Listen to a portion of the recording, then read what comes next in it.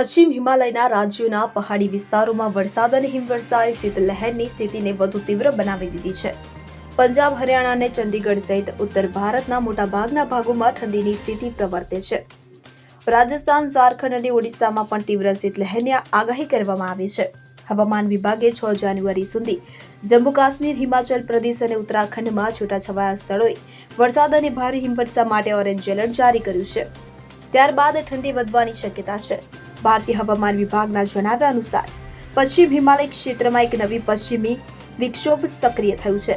તેની અસરને કારણે છેલ્લા 24 કલાક દરમિયાન પ્રદેશના મોટાભાગના વિસ્તારોમાં તીવ્ર ઠંડી અનુભવાઈ હતી. ઉત્તર પ્રદેશના કેટલાક ભાગો સાથે દક્ષિણ પંજાબ અને દક્ષિણ હરિયાણામાં છૂટાછવાયા સ્થળોએ ઠંડીની સ્થિતિ પ્રવર્તે છે. તેમજ જમ્મુ અને કાશ્મીર અને હિમાચલ પ્રદેશમાં ઘણા સ્થળોએ ભારે વરસાદ અને હિમવર્ષા થવાની ઉત્તરાખંડમાં 5 અને 6 જાન્યુઆરીના રોજ હળવાથી મધ્ય વરસાદ અને હિમવર્ષા થઈ શકે છે. Bureau report CN24 news. હવે જુઓ દેશ દુનિયાની તમામ ખબરો તમારી આંગળીના ટેરવે. ઉઠાવો મોબાઈલ અને Google Play Store પરથી ડાઉનલોડ કરો અમારી CN24 ન્યૂઝ મોબાઈલ એપ.